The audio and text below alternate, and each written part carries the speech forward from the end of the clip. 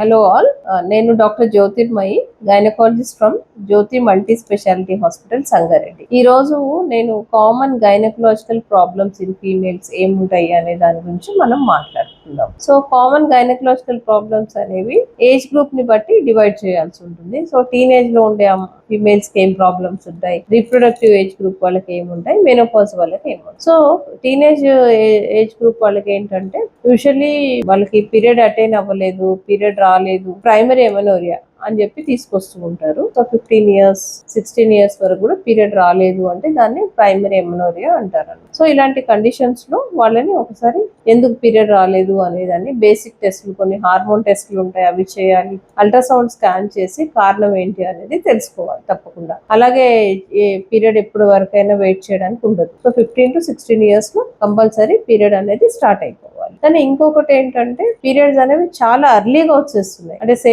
About 9 years 8 years 10 years కి periods వచ్చేస్తున్నాయి. So this is all because of life style changes, obesity, అంటే physical activity లేకపోవడం, నడక లేకపోవడం. ఈవెన్ స్కూల్స్ లో కూడా ప్లే గ్రౌండ్స్ లేవు, పిల్లలు ఆడుకోవట్లేదు. వాళ్ళు కంటిన్యూస్ గా సెడెంటరీ లైఫ్ స్టైల్ కి అలవాటు పడిపోతున్నారు. స్కూల్లో కంటిన్యూస్ గా మార్నింగ్ టిల్ ఈవినింగ్ ఒకటే చైర్ పైననో బెంచ్ పైననో కూర్చొని ఉంటారు. సో వాళ్ళు ఎలాంటి ఫిజికల్ యాక్టివిటీ లేకపోవడం వల్ల వాళ్ళ బాడీలో హార్మోనల్ ఇంబ్యాలెన్స్ అనేది చాలా ఎక్కువైపోయి సో వాళ్ళకి పీరియడ్ ఎర్లీగా వస్తుంది. తర్వాత చాలా ఇర్రెగ్యులర్ పీరియడ్స్ కూడా చాలా కామన్ గా చూస్తున్నాం. సో ఈ ఏజ్ గ్రూప్ లో ఒక 80% ఆఫ్ ద గర్ల్స్ వాళ్ళకి పీసీఓడి అనే ప్రాబ్లమ్ తోని చాలా కామన్ గా సఫర్ అవడం అనేది చూస్తున్నాం. సో ఈ పీసీఓడి అనేది అగైన్ మళ్ళీ లైఫ్ స్టైల్ డిజార్డరే. సో వాళ్ళు ఒక హెల్దీ లైఫ్ స్టైల్ అడాప్ట్ చేసుకొని రెగ్యులర్ హెల్దీ ఈటింగ్ హ్యాబిట్స్ పెట్టుకొని ఒక స్లీప్ సైకిల్ అనేది మంచిగా చేసుకుంటే కనుక చాలా మటుకు ఎక్సెస్ వెయిట్ ఉంటే కనుక వెయిట్ లాస్ అయిపోవడం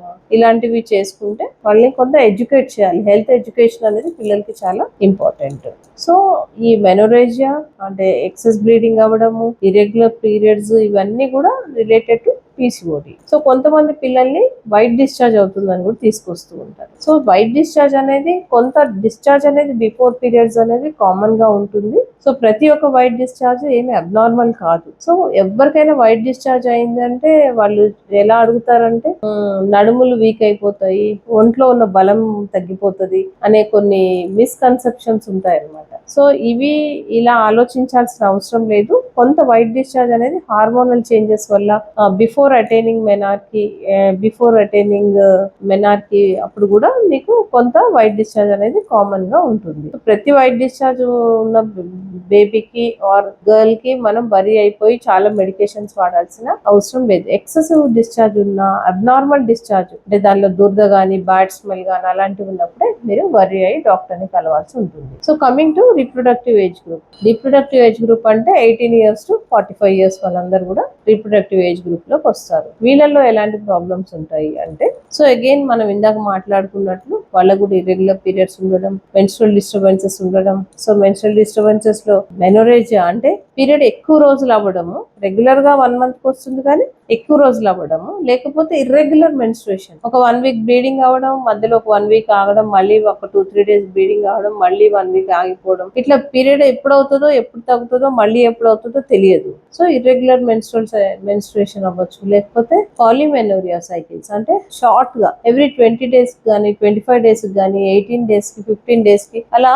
మంత్ లో 2 times 3 times కూడా పీరియడ్స్ అయిపోవడం అనేది జరుగుతూ ఉంటుంది. So any irregular menstrual cycle ఉన్నప్పుడు, ఇర్రెగ్యులర్ మెన్స్ట్రుయేషన్ ఉన్నప్పుడు తప్పకుండా డాక్టర్ ని కలిసి దానికి కారణం ఏంటి అంటే బ్లీడింగ్ ఎక్కువ అవుతుంది, ఇర్రెగ్యులర్ గా అవుతుంది అంటే there are so many causes. ఈ బ్లీడింగ్ ఇర్రెగ్యులారిటీ ఎందుకు వచ్చింది అనేది తెలుసుకోవడం అనేది చాలా చాలా ఇంపార్టెంట్. సో ఒకసారి మ్యారీడ్ వాళ్ళు అయితే ఒక ఎందువల్ల వస్తుంది అనేటప్పుడు మీ డాక్టర్ మీకు స్పెక్యులమ్ ఎగ్జామినేషన్ చేస్తారు, బైమాన్యువల్ వెజనల్ ఎగ్జామినేషన్ చేస్తారు. అంటే పర్వెజనల్ ఎగ్జామినేషన్ చేసి బైమాన్యువల్ గా పాల్పేట్ చేసినప్పుడు యూట్రస్ సైజ్ అనేది క్లియర్ గా తెలుస్తుంది. దాని తర్వాత ఒక అల్ట్రాసౌండ్ స్కాన్ అనేది చేయించుకోవాలి. సో ఇర్రెగ్యులర్ బ్లీడింగ్ కి కాజెస్ ఏంటంటే పీసీఓడి ఒక కాజ్, ఫైబ్రాయిడ్స్ వల్ల కూడా బ్లీడింగ్ ఎక్కువ అవ్వచ్చు, లేకపోతే ఓవేరియన్ సిస్ట్ వల్ల అవ్వచ్చు, లేకపోతే పాలిప్స్ ఉండొచ్చు. సో ఎన్నో కాజెస్ వల్ల మీకు ఇర్రెగ్యులర్ బ్లీడింగ్ అనేది ఉండొచ్చు అనమాట. సో ఒక సింపుల్ అల్ట్రాసౌండ్ స్కాన్ చేయడం వల్ల మనం ఈ ప్రాబ్లమ్స్ ని తొందరగా ఐడెంటిఫై చేయడానికి వీలవుతుంది. సో మెన్స్ట్రువల్ ఇర్రెగ్యులారిటీస్ అయిపోయిన తర్వాత ఇన్ఫర్టిలిటీ అంటే పిల్లల్ని పుట్టకపోవడం. అంటే after 1 year of unprotected sexual intercourse a couple కైనా ఒక 1 year తర్వాత వాళ్ళిద్దరు భార్యాభర్తలు నార్మల్ గా కలిసి ఉన్న తర్వాత 1 year తర్వాత కూడా ఏమి కాంట్రసెప్షన్ అంటే పిల్లలు కలగకుండా ఉండడానికి ఎలాంటి మెడికేషన్స్ వాడకుండా వాళ్ళు ఉన్నట్లయితే అప్పటికి కూడా ప్రెగ్నెన్సీ రాకపోతే దాన్ని ఇన్ఫర్టిలిటీ అంటారు. సో ఎనీ కపుల్ 1 year కన్నా ఎక్కువ ప్రెగ్నెన్సీ రానప్పుడు తప్పకుండా డాక్టర్ ని కన్సల్ట్ చేయాలి. సో కామన్ గా ఏం చూస్తుంటాం అంటే ఫీమేల్ పార్ట్నర్ ఒకరే వస్తారు హాస్పిటల్ కి, accompanied by her mother are మా ఫాదర్ ఎవరినో తీసుకొని వస్తారు. అండ్ హస్బెండ్ చాలా కేసెస్ లో రారు ట్రీట్మెంట్. సో అది చాలా తప్పు. సో ఏదైతే ఫర్టిలిటీ ట్రీట్మెంట్ ఉంటుందో వైఫ్ అండ్ హస్బెండ్ ఇద్దరికి చేయాల్సి ఉంటుంది. సో ఇద్దరు వస్తేనే ఇద్దరికి కంపల్సరీ అన్ని టెస్టులు చేసి హస్బెండ్ కి అయితే సిమెన్ అనాలిసిస్ టెస్ట్ చేయాలి, వైఫ్ కి అయితే హార్మోన్స్ ఎలా ఉన్నాయి, మీ ఏమేజ్ ఎట్లా ఉంది, మీ ప్రొలాక్టిన్